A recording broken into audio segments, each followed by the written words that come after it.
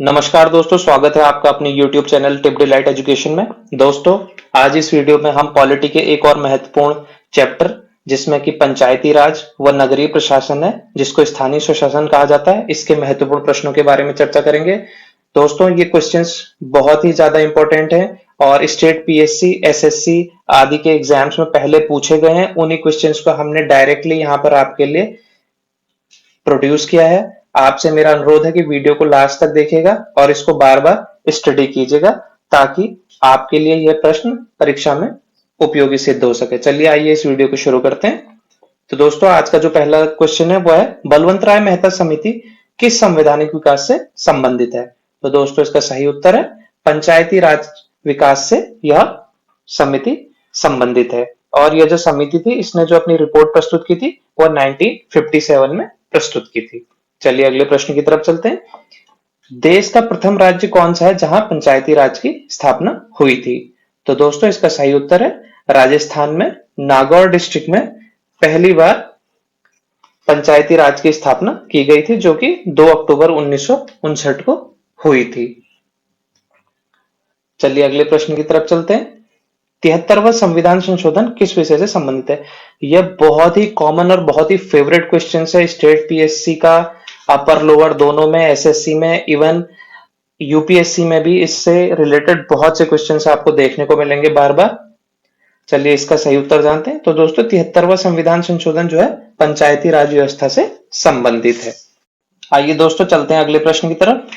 संविधान में पंचायती राज से संबंधित व्यवस्थाएं किस भाग में उल्लेखित हैं? तो दोस्तों, इसका सही उत्तर है संविधान के भाग 9 में पंचायती राज से संबंधित व्यवस्थाएं हैं, जो कि अनुच्छेद 243 से 243 ओ तक विस्तृत है। साथ ही दोस्तों, इस बारे में मैं आपको बता दूं कि हमारे जो राज्य के नीति निर्देशक तत्व हैं, उसमें पहले से ही अनुच्छेद 40 में यह उपबंध किया गया था कि ग्राम पंचायतों का गठन किया जाए, उन्हें आवश्यक शक्तियां प्रदान की जाए, और इसको हम गांधीवादी सिद्धांत के अंतर्गत भी रखते हैं। चलिए अगले प्रश्न की तरफ चलते हैं।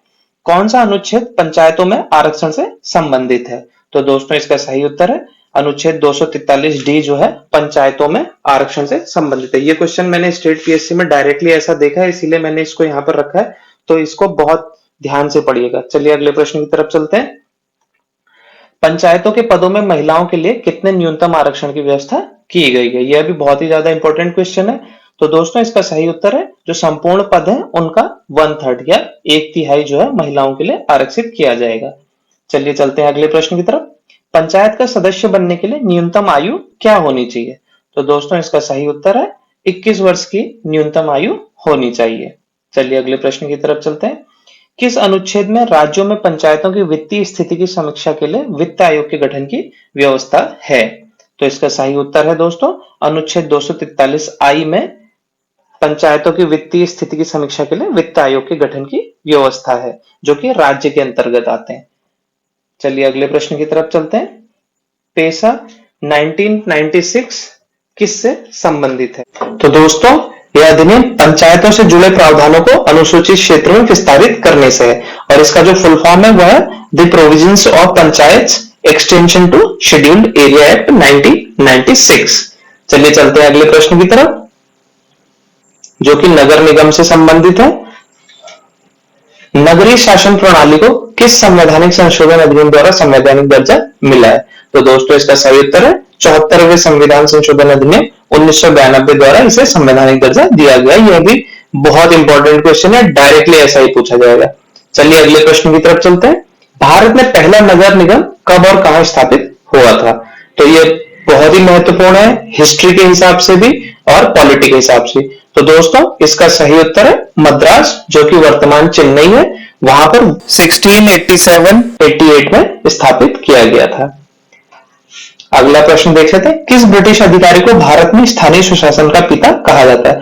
अगेन बहुत ही ज्यादा इंपॉर्टेंट क्वेश्चन, 3 से 4 बार मैंने खुद ही स्टेट पीएससी के एग्जाम पेपर में देखा है। तो इसका सही उत्तर है दोस्तों, जो लॉर्ड रिपन थे उनको भारत में स्थानीय सुशासन का पिता कहा जाता है। आइए चलते हैं अगले प्रश्न की तरफ।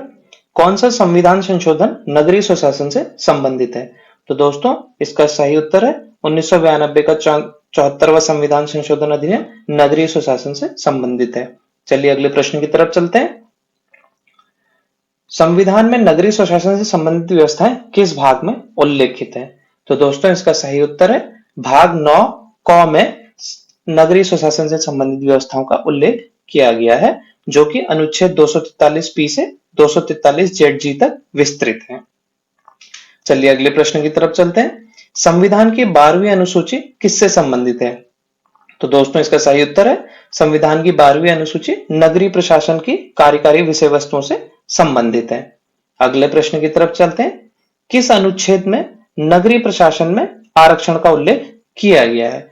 तो दोस्तों इसका सही उत्तर है अनुच्छेद 243 टी में नगरीय प्रशासन में आरक्षण का उल्लेख किया गया है। दोस्तों ये जितने भी क्वेश्चन है बहुत ही ज्यादा इंपॉर्टेंट है, बहुत सिलेक्टिव है और लास्ट ईयर एग्जाम पेपर्स में से लिए गए हैं। तो मेरा बार बार आपसे ये रिक्वेस्ट है कि इसको ध्यान से पढ़िए, बार बार रिवाइज करते रहिए ताकि आपके दिमाग में अच्छे से बैठ जाए। आगे भी हम ऐसे ही वीडियो पॉलिटी के ऊपर आपके लिए लेके आते रहेंगे। तब तक के लिए धन्यवाद।